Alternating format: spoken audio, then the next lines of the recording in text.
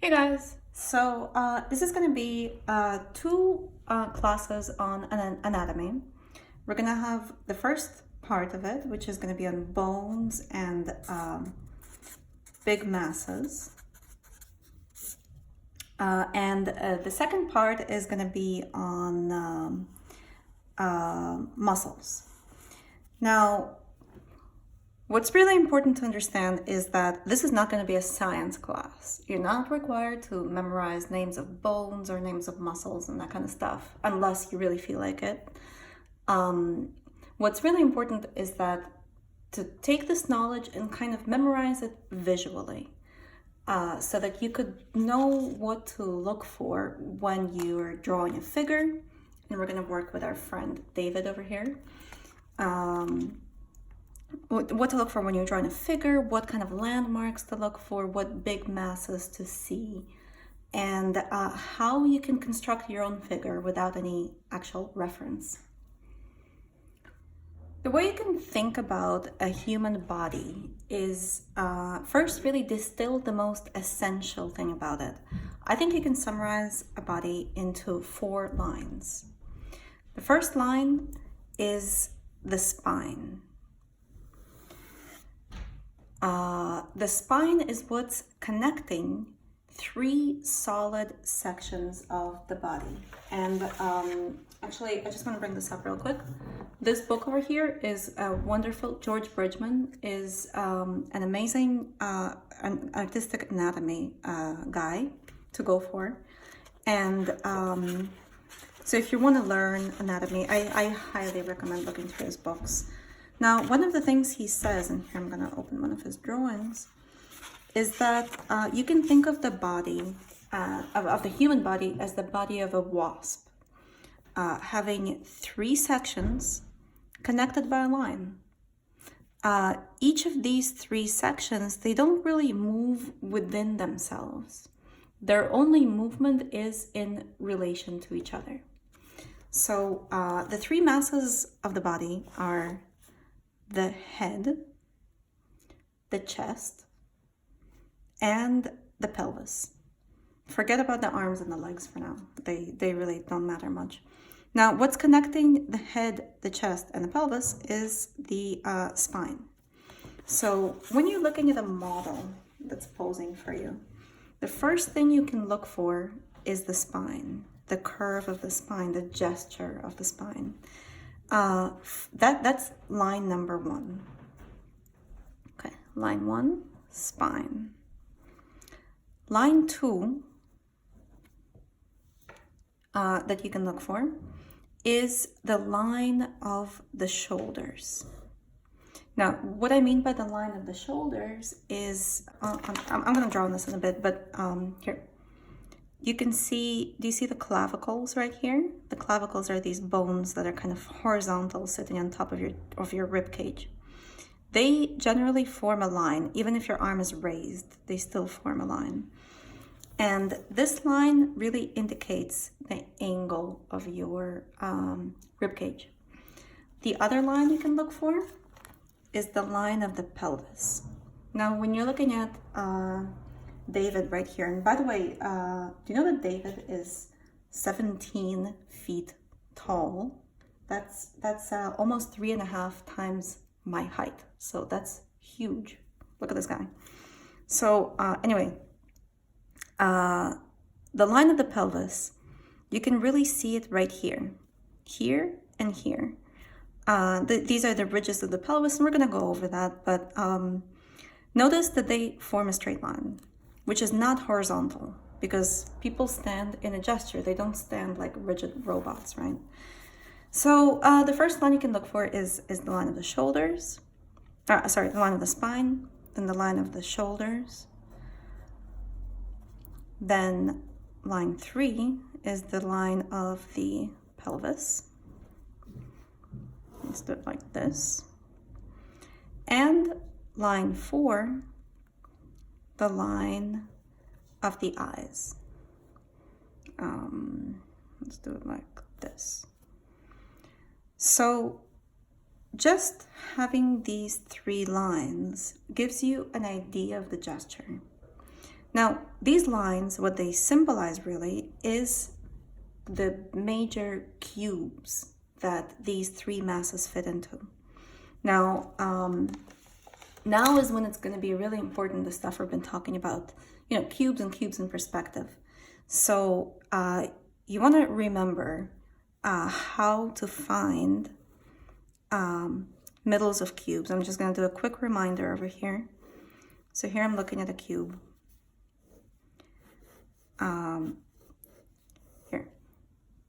Remember, please remember that the middle plane of this side is a little bit to the side, to the farther side. Because if this distance is equal to this distance, if they're the same, this one is farther. This one is closer.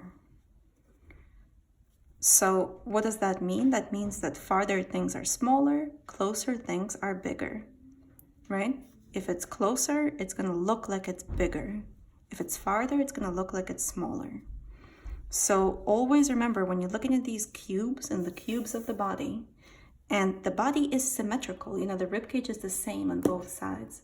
The face is more or less the same on both sides. So in order to draw it right, you really want to make sure you can see that middle, where that middle is, that it's a little bit more this way, a little bit more to the outside when the cube is turned. So let's come back to this right here. These lines, they really symbolize the cubes of the body. So right here, I'm just going to draw a cube of the head. Right here, I'm going to draw, let's see, I'm going to draw the cube of the rib cage.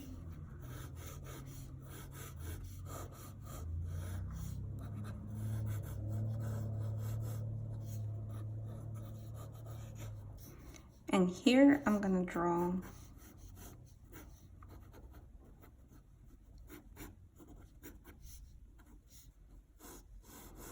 the cube of the pelvis. Now, this is imaginary, but let's see how we can find this in our friend David. So, you're out there, you're in a class or in a figure drawing class, and you're looking at the model. The first thing you're looking for is this gesture of the body. The gesture of the body generally follows the spine. So, this is not mathematics. This is something you kind of sense. So first you start with this kind of general line of what the gesture of the body is doing. Then you're looking for that line of the shoulders. Then you're looking for this line of the pelvis. Do you see how these lines, they're not parallel to each other? They are at different angles. Then you're looking for this line of the eyes, and what you can really look for is kind of the brow ridge. The brows form kind of a horizontal. So when you're looking at the eyes, really look for the brow ridge because it's going to be more easy to see.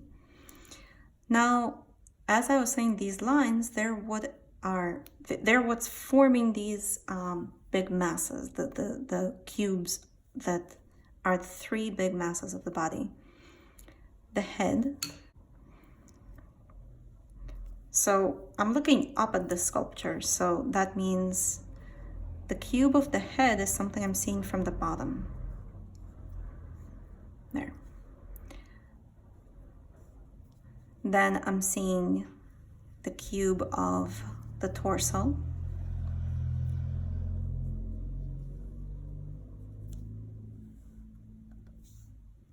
Then I'm seeing also the cube of the pelvis.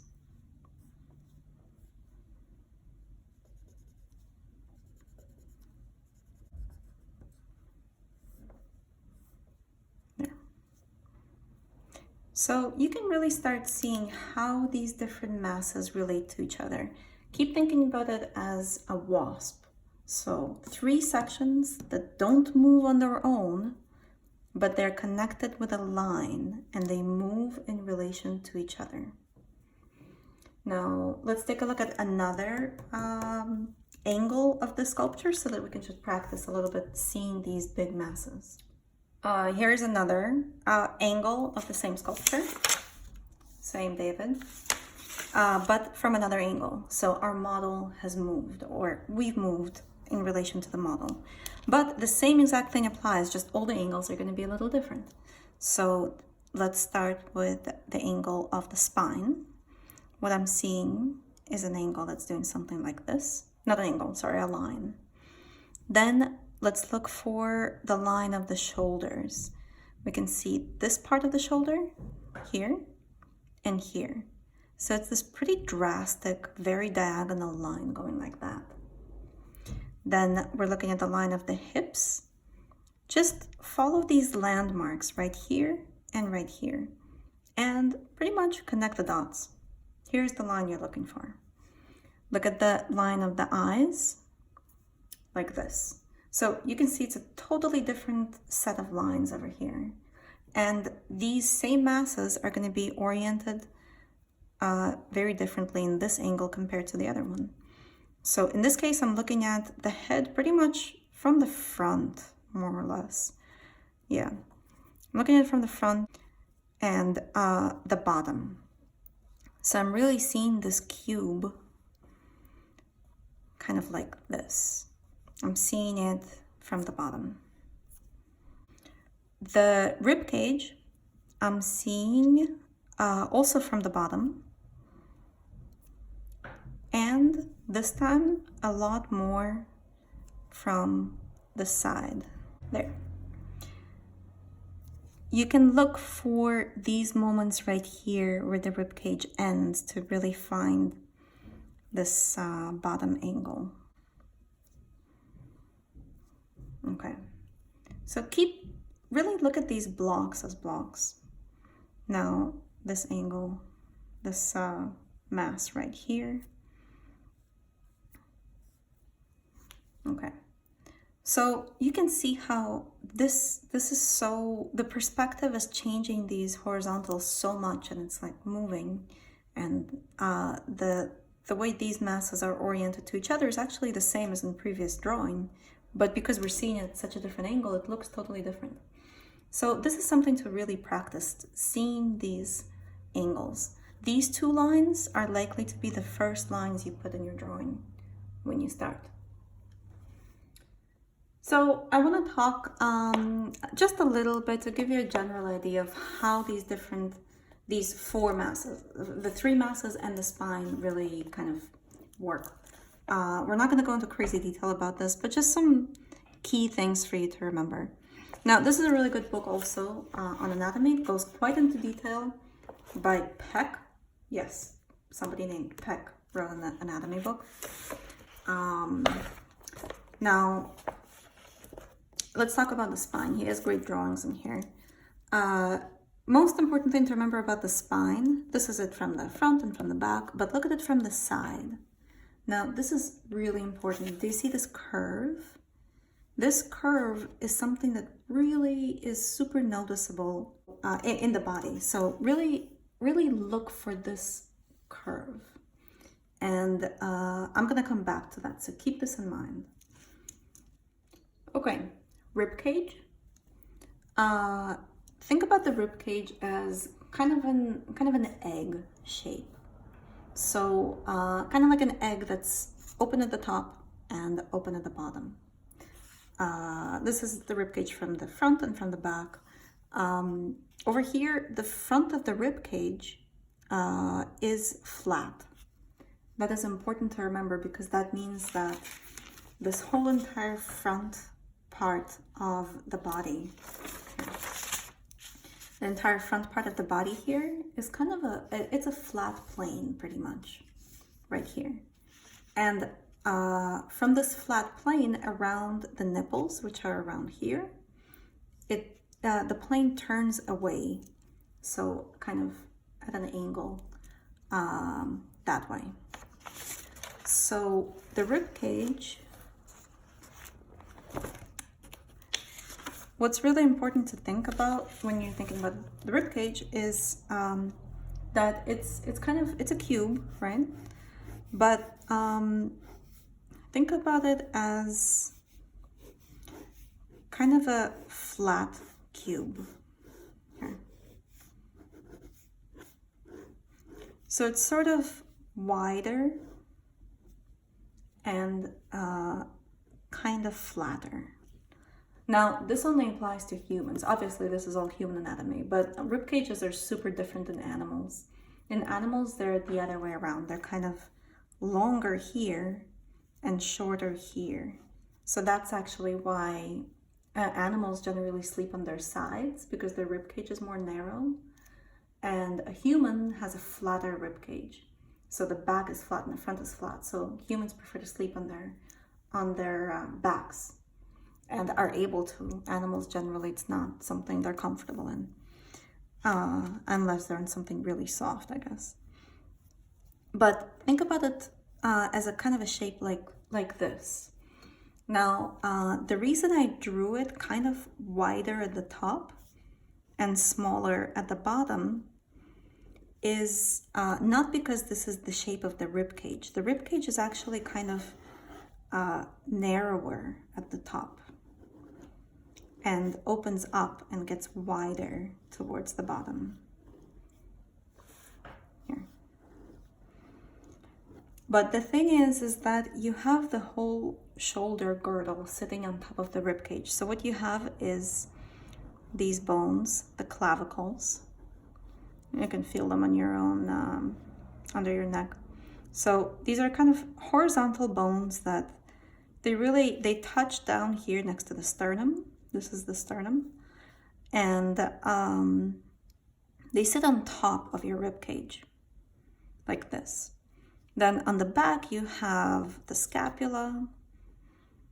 And out of this whole thing, you have, the arms and stuff like that, and a bunch of muscles that attach your arms to your rib cage.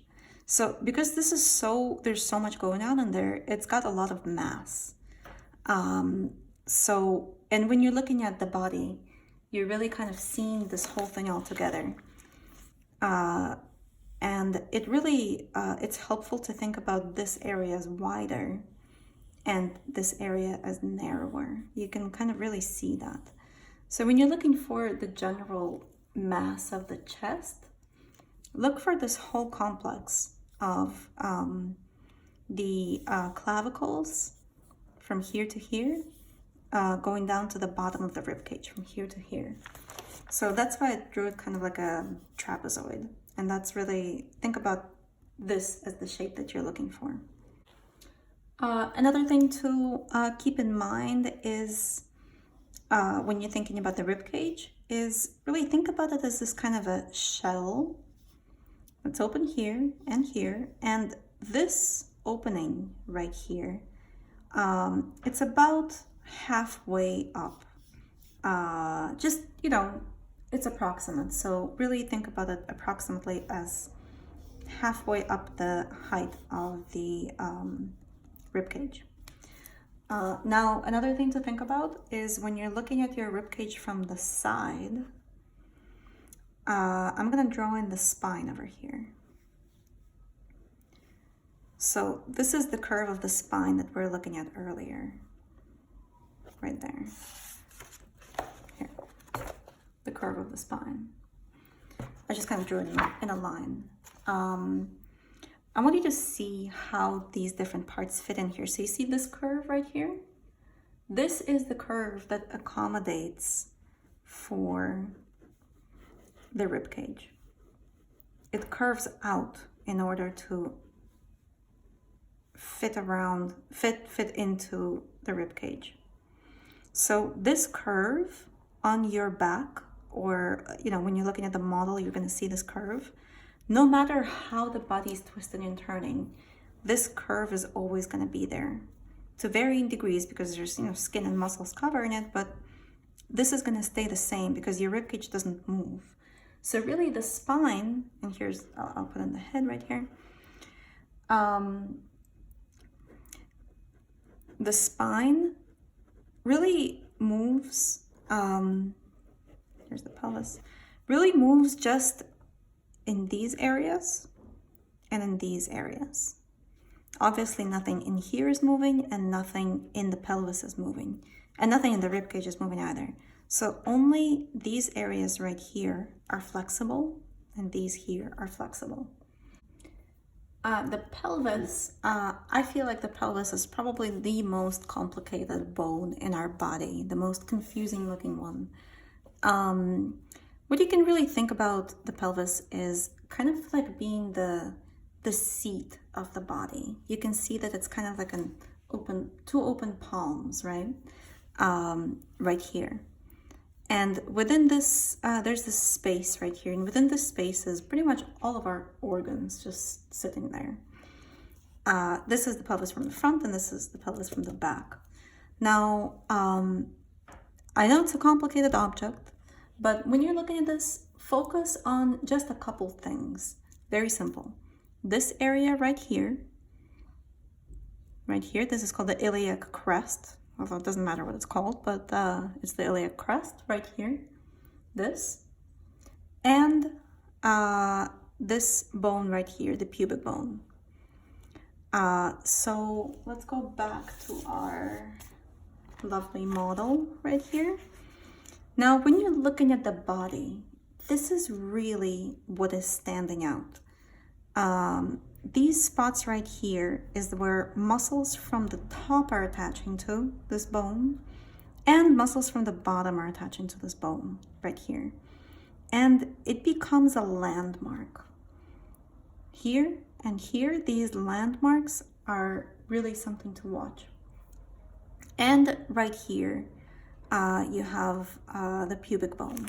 So when you're looking at the body from the front, it becomes really kind of a shape like, at the pelvis from the front, it really becomes a shape kind of like this and like this. There. And these lines, they're really curving behind. So think about it kind of like a seat of the rest of the body. Now, the rest of the body is going to be coming out like this and over there, sitting kind of out of that. And your legs are going to be coming out of here. So you can really kind of think about it as this merging point between this whole mass and this whole mass of the legs. And try and think about it as kind of this simple geometric thing. When you are looking at it compared to like the cube of the rib cage, so you have kind of this cube of the rib cage right here.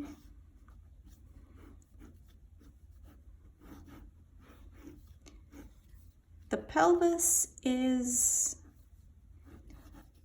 kind of a shorter, it's also sort of flat, and it's a shorter cube. Think about this one as sort of longer, this one is a little shorter. And they can orient with relation to each other in different ways. They can be kind of on the same plane, or they can be or they can be on totally different planes, such as in a twist. Here.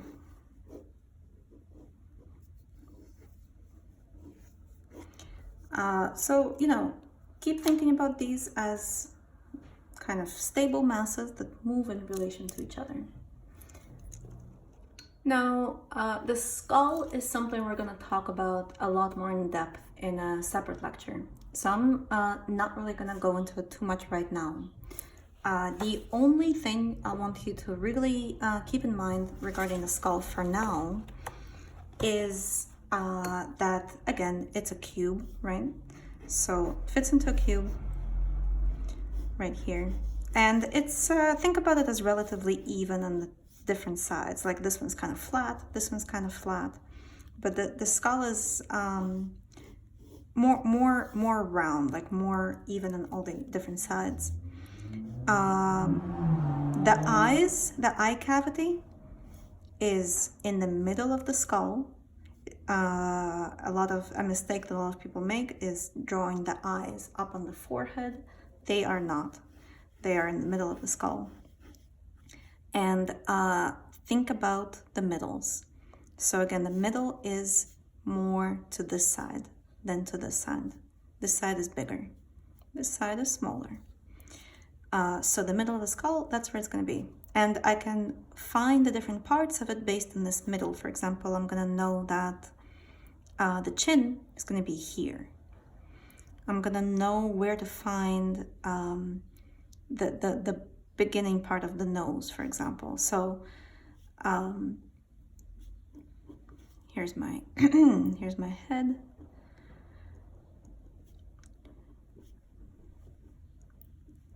Here's my eye cavity and the nose, the jawline. We're gonna go over this all separately, but just so you have a clue as to what it looks like. The one thing I want you to keep in mind in the meantime about the head, before we go into detail about it, is how it sits on the body. And I drew it right here, actually. Take note right here in this drawing that I made of the spine, where the spine goes into the skull is it's not somewhere all the way in the back, it's not somewhere all the way in the front, it's kind of in the middle. Maybe a little more towards the back, but sort of it hits in the middle of this whole mass. So just kind of keep that in mind for now. And you see how much goes back here and how much is in the front. So kind of try to get these things into your visual memory. And so again, you don't need to memorize this in terms of words or any of that kind of stuff, but you do need to memorize this visually so that your eyes are familiar with these shapes and how they operate. And just a quick beautiful thing to note is this S-shape curve of the spine. One of the reasons that it exists is because you can see that most of these things are kind of protruding forward off of the spine. The spine's kind of holding them from the back. So the S-shaped curve is there really to provide balance to the spine.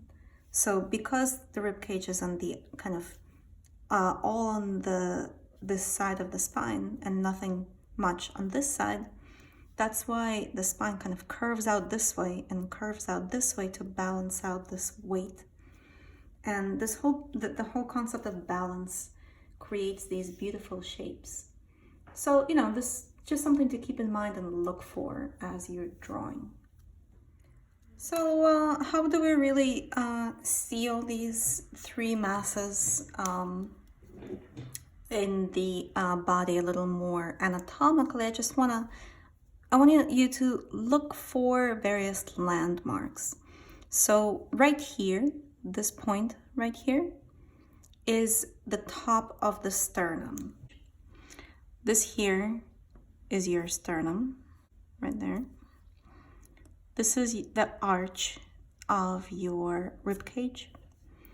And out here, your rib cage is gonna kind of go around in the opening here. It's making this circle. And it's going to be curving away like so. It's dipping into the tissues in there.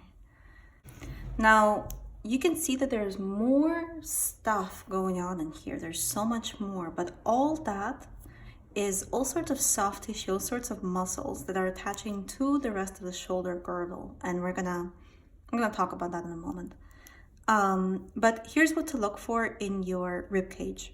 Look for this moment right here, this this indent right here, this here, these points, and really kind of trying to see that rib cage inside the body. Now, the skull, you can look for, like we're saying, the eye line, the line on which the eye cavities are aligned on. Then what you really want to look for in the head is, you know, so you have this bottom part right here and the middle, right? Now, think about this here as being the front plane of the head. So it's a kind of it's a plane going like this, while this here is another plane. It's going back in space this way. This one's going this way. This one's going this way, and their separation really happens right here on the cheekbone. So it's kind of a line going from the cheekbone down to the chin, and above the cheekbone on the eyebrow, and going straight up. So, you know, go look in the mirror and kind of put a light in your head, and you're gonna see all these different differences. Okay, that's that here. And the pelvis.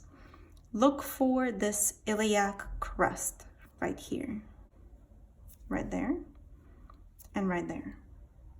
Look for these little lines. So the pelvis, keep thinking about it as kind of like a cup shape. So I'm drawing the back of it right here. It's curving around the body, right there, and going down like so.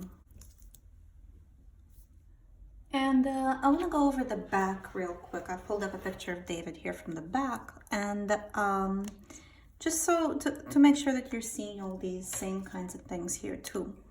So here in the back, obviously we can see the spine, the curve of the spine really well.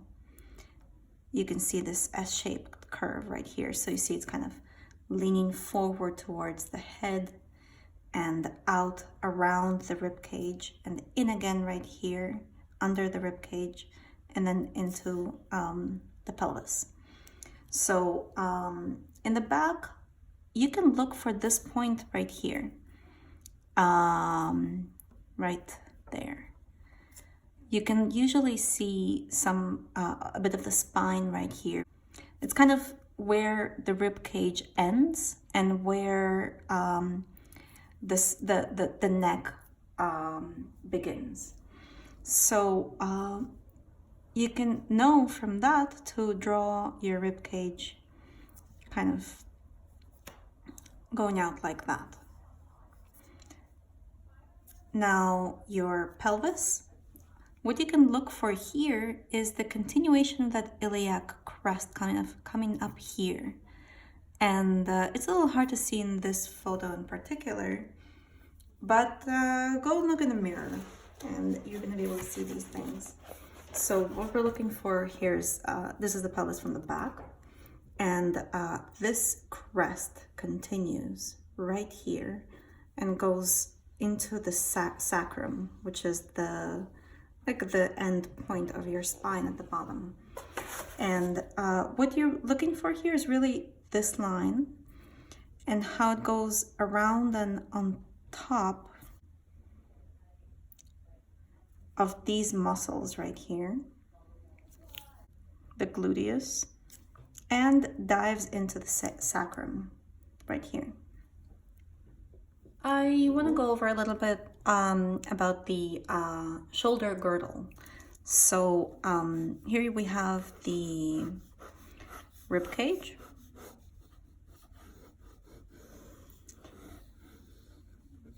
This is the sternum. This is that little indent right here, right?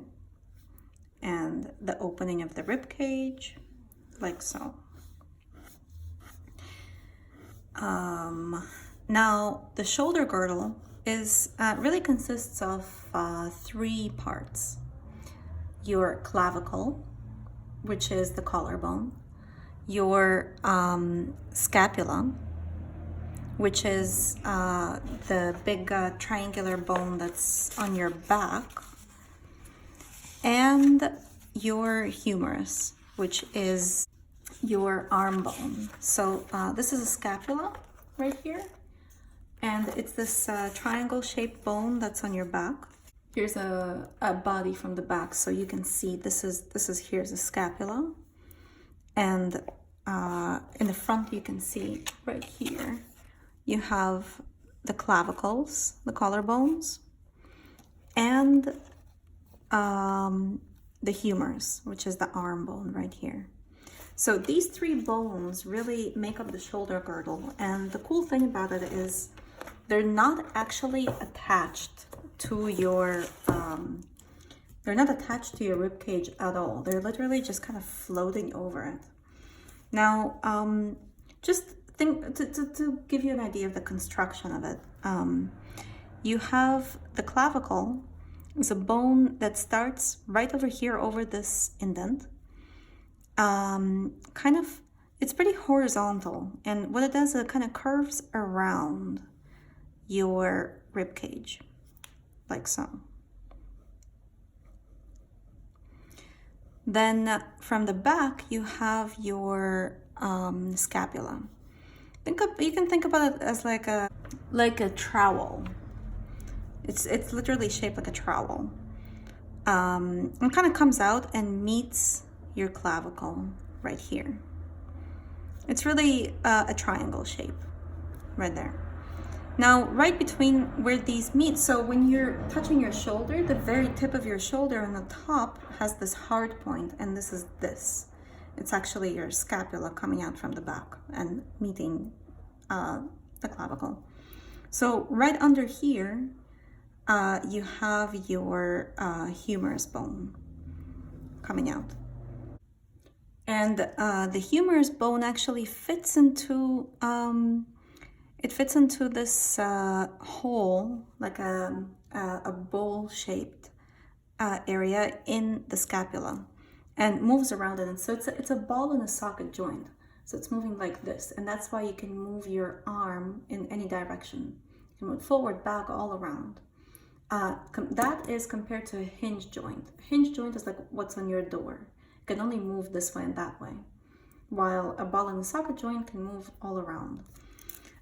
So anyway, think about the shoulder girdle as kind of this big mass right here that's floating on top of your rib cage and is attached to your rib cage just by muscles and some ligaments.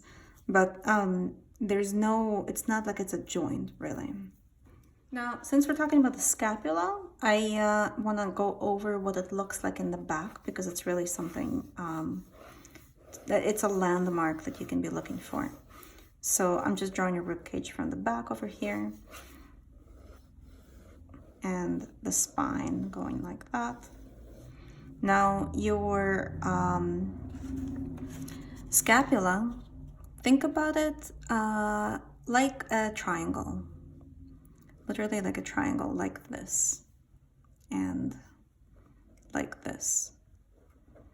And on the triangle, you have this ridge, a spine. It's called the spine of the scapula. It's going out like that. That is this thing that's coming out forward over here.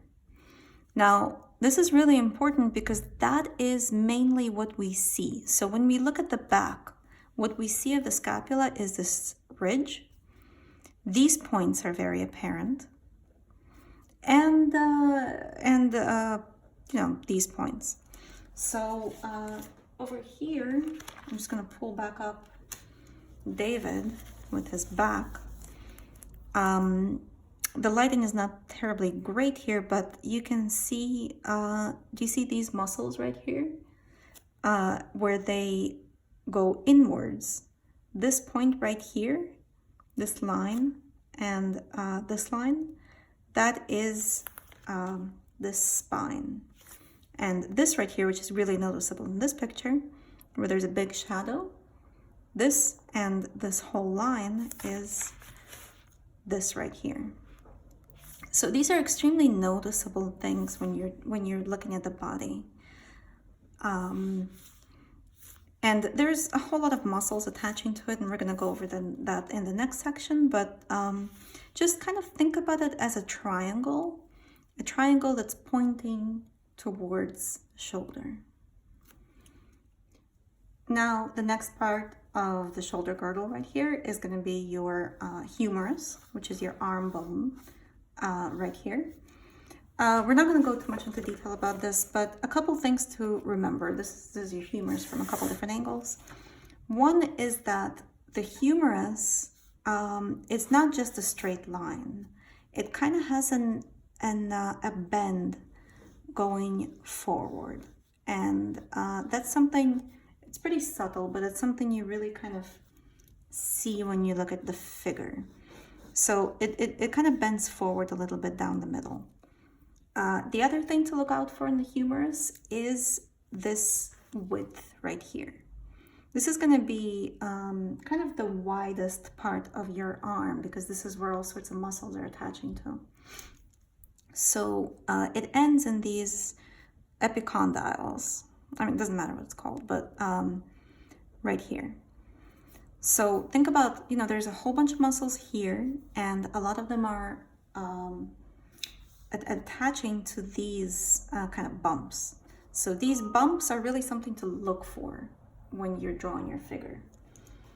Now, here, I'm gonna pull up David again. You can clearly see, you see these wide areas right here? So your humerus is coming out of there, curving in a little bit right here in the bottom of the arm, and having these bulges right here. Now, the forearm, which is actually super fascinating structure in humans and in most predators. What happens in the forearm is that you actually have two bones that are attaching to your humerus. So here's a good diagram. This is your humerus bone that we're just talking about. And these are those bumps that we're just talking about. Now, at the right here on the humerus, there's literally like a roll, a cylinder. And to the cylinder is attaching, like literally like a hinge in your door. You have the ulna, which is this bone attaching right here. And then there's also another bone, the radius, that's attaching next to it. And what's happening is that, here we can look at David right here. This bump right here that is so apparent and that's so noticeable, this is the ulna. So this bump is not part of this bone. It's part of that bone. And what's really beautiful is that the ulna, it attaches here. And the radius, what actually happens is that as we turn our hand forward or back, the radius kind of overlaps the ulna. Either opens up or overlaps it.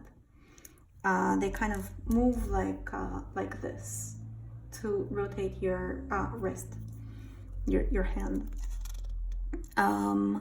So when you're looking for the ulna, what you can look for is these points right here. This is its start, and this right here, this little bump is its end. It's coming out from here down to here. And you can literally kind of draw it like one bone. This bump that's next to the pinky is where your ulna is directed towards. And your radius, it kind of starts on the side, and then it extends to most of your wrist. Now, the hand itself, the wrist and the hand, you can think about the following way. The wrist kind of feels like a pretty cubic shape. So you can see it looks kind of like a cube. Okay? It's really pretty cubical.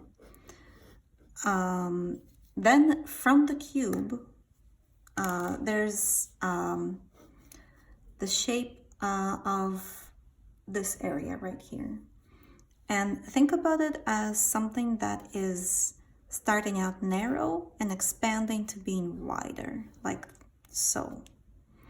Now, what's really important to keep in mind is the thumb. So we have an opposable thumb, which means we can grab stuff. Now, your thumb is literally on a separate plane. So if you're ever, when you're a child and you're drawing a person with fingers and you felt like the person has way too many fingers, you were right. So if you're drawing fingers like this, all on the same plane, and you're trying to draw 5 of them, because you know there's supposed to be 5 of them, it's not gonna work. It looks like way too many fingers. The reason this is wrong is simply because your thumb is supposed to be on another plane. So think about it, this is one plane, this is another plane, and you can literally see that. One plane, another plane. And really kind of just focus on these big masses right here.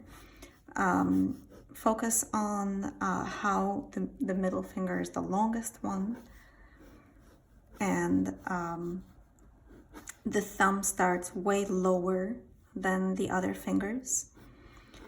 The thumb has 2 joints, and these fingers have 3, you know. The thumb has 1 joint, and the fingers have 2, and then you have the knuckles. So, just think about these different things, but most importantly, how this is, this plane is separate from this plane.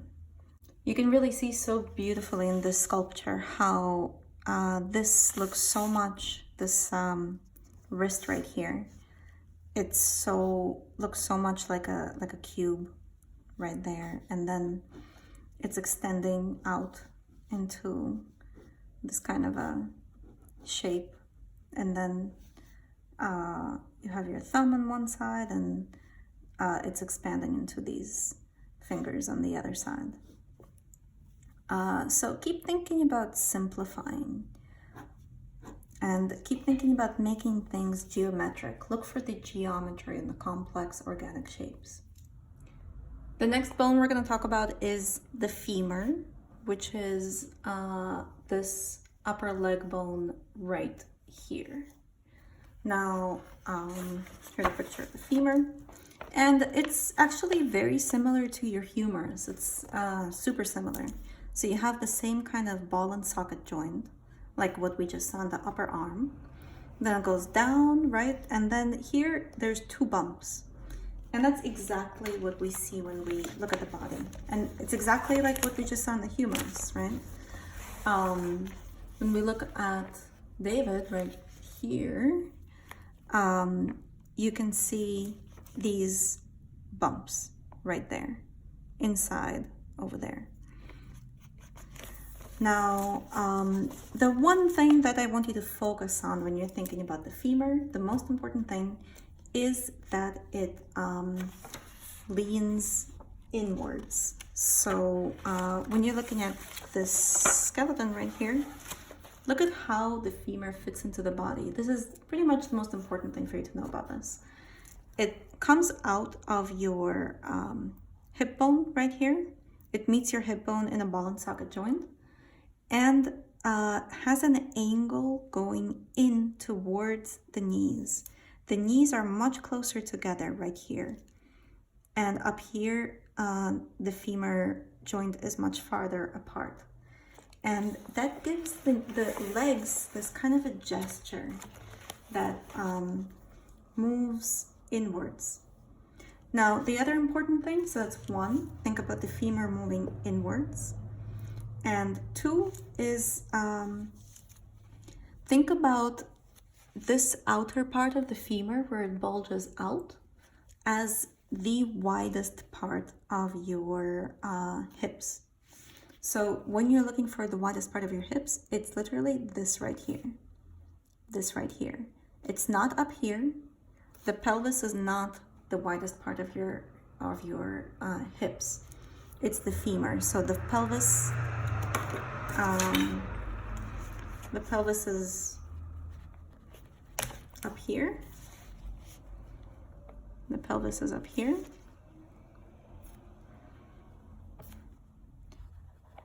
And then your femur attaches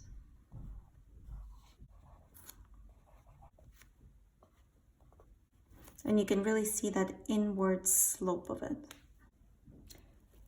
The next bone I want you to take a look at is the patella. The patella is the kneecap, okay? So it is a really important bone because it really shows on the body. It's not covered up really in much. So right here, what you want to look for is really kind of a triangle right here and a triangle right here. And so look for a triangle under the femur and look at how that triangle is kind of facing down. Like right here, you can really see that.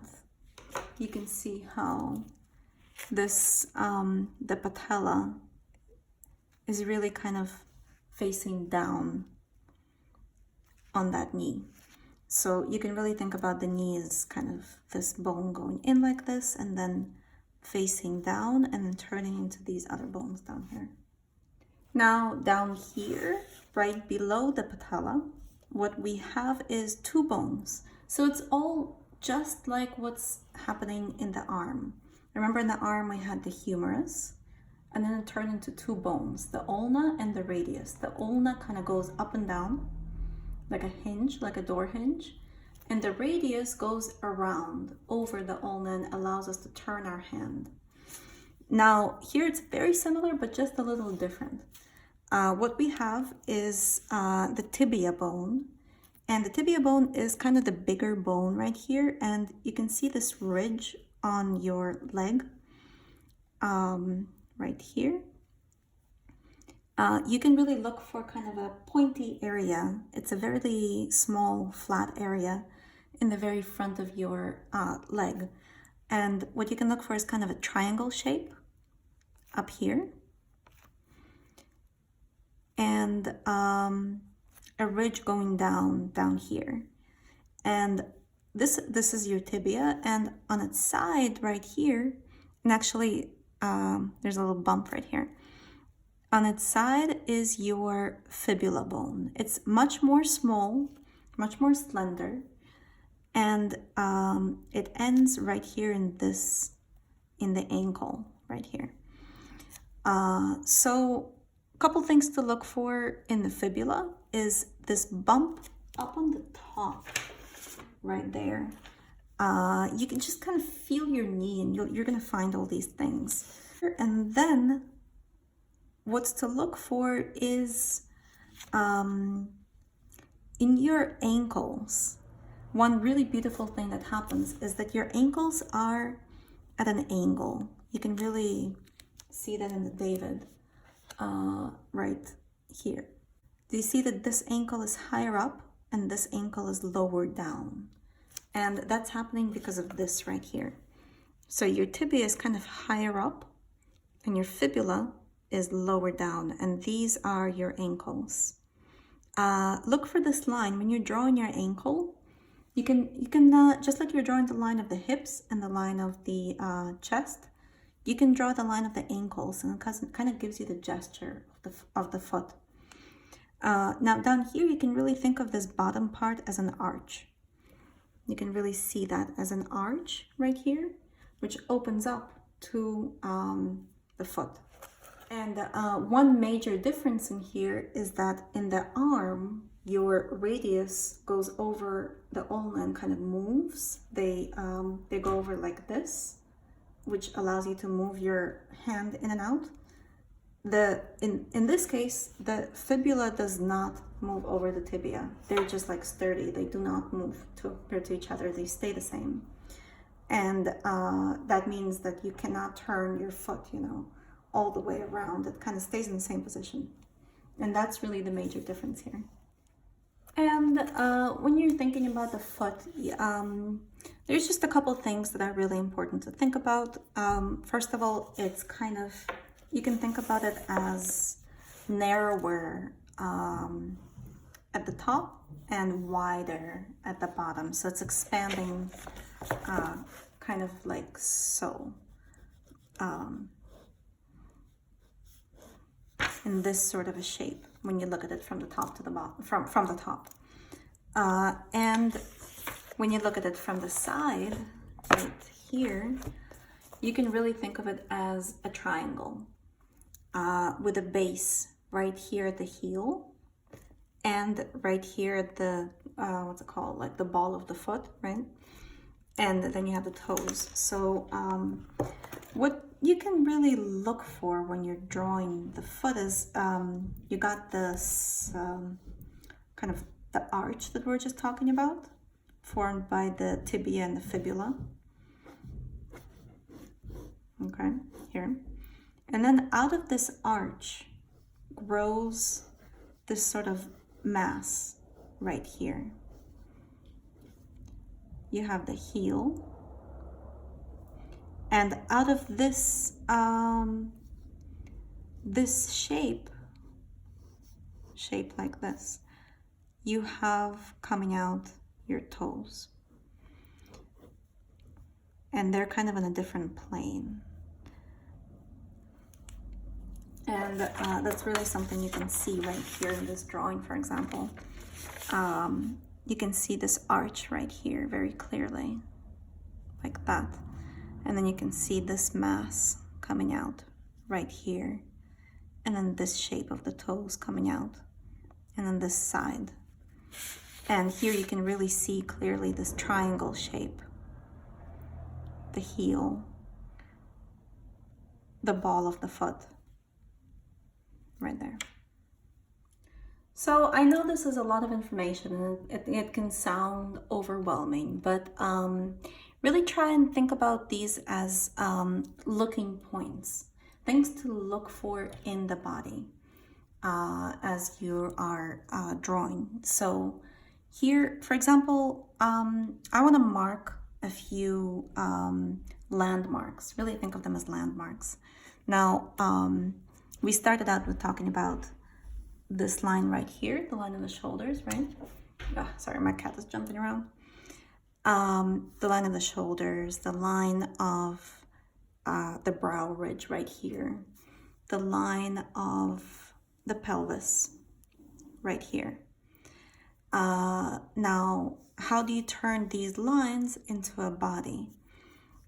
You can start constructing the body by seeing certain major points, like this midline of the sternum, midline of the rib cage, the arch of the rib cage right here, the opening right here, the construction of the head right here.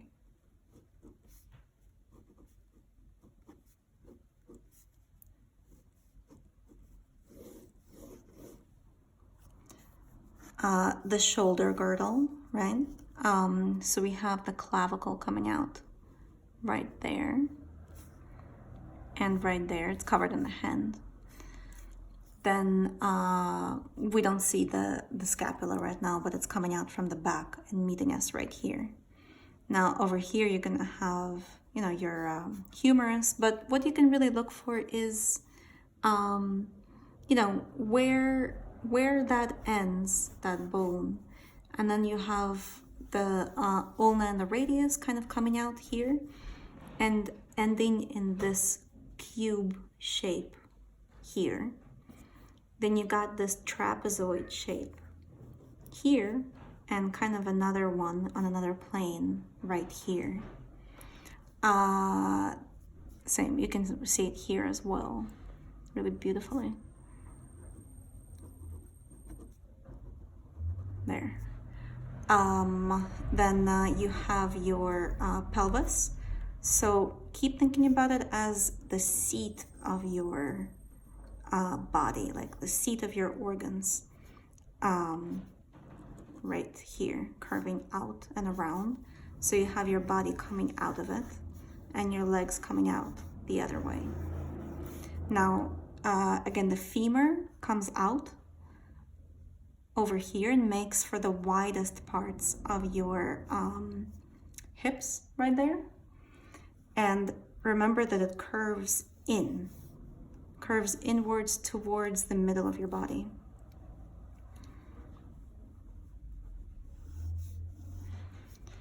Then over here you got your patella, which is the triangle-shaped bone that's facing down. Then from there, look at the ridge of your tibia, kind of pointing down here. Then over here, remember the angle of your ankles. This ankle is higher, and this side of the ankle is higher, and this side of the ankle is lower. Right there. The fibula is lower than the tibia. Think about this arch right here, and think about these masses coming out right there.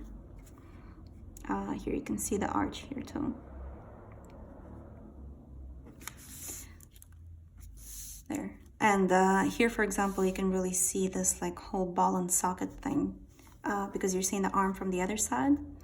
You have your ulna kind of coming out. And then over there in the back, you got that hinge of the humerus from the back in a joint that looks really like a hinge, you know.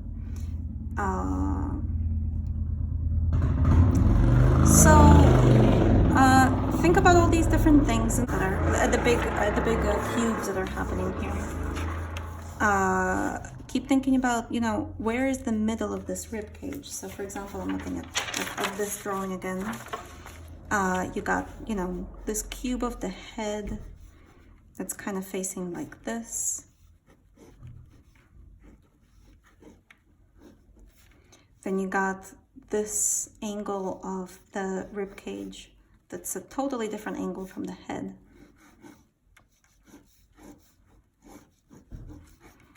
And another angle for your pelvis. And within these masses, you can start finding, you know, what does it actually look like, this whole thing? You can start finding these shapes and finding these masses.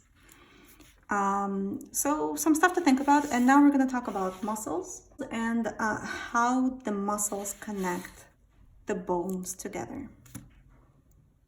Thank you.